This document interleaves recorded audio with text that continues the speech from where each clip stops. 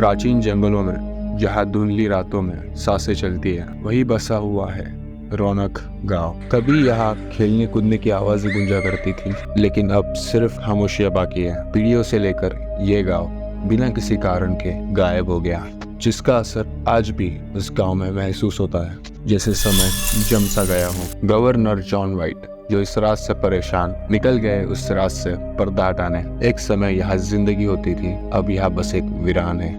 झूले हल्की झूलते हैं। प्रकृति ने इस गांव पर अपना कब्जा जमा लिया है। खुफिया संदेश के साथ गवर्नर वाइट हाथ में लालटेन लिए हुए उस अंधेरे जंगलों की ओर अपने कदम बढ़ाते हैं, जहां पेड़ से फुसफुसाने की आवाज सुनाई देती है।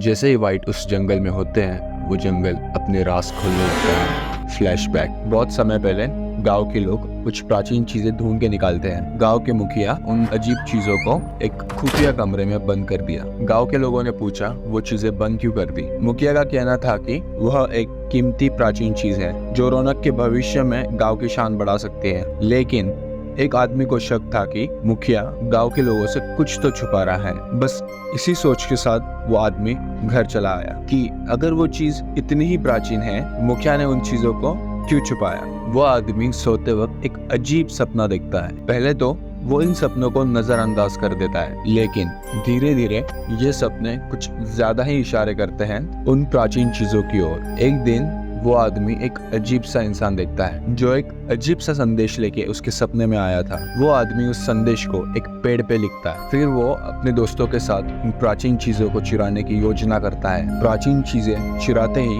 हम एक प्रथा देखते हैं जो उस साइलेंट गार्डियन की ओर इशारा करती है। साइलेंट गार्डियन एक दूर जगह पे इशारा करता है, जहाँ दूर एक रोशनी चमक रही है। प्रथा पूर्ण होते ही वो लोग गांव की ओर निकल पड़ते हैं, लोगों को दूसरी दुनिया में ले जाने को, और वो कामयाब भी होते हैं। साइलेंट गार्डियन उनकी कला से प्रभावित अब वो उस रहस्यमय शक्ति का राजा बन चुका है। परंतु रौनक कहा जानता था कि साइलेंट गार्डियन जो दुनिया दिखाई थी वो उन्हें एक भयानक एहसास देगी।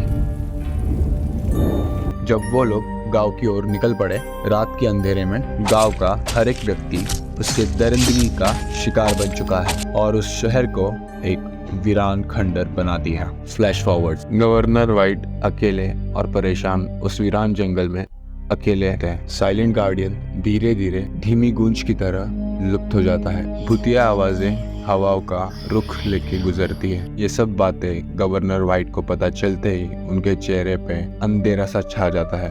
वीरान मंजर पर खड़ा ये रौनक अपने अंदर छुपाए गए अनकहे राज हमारे दिल में हमेशा एक सवाल छोड़ जाता है।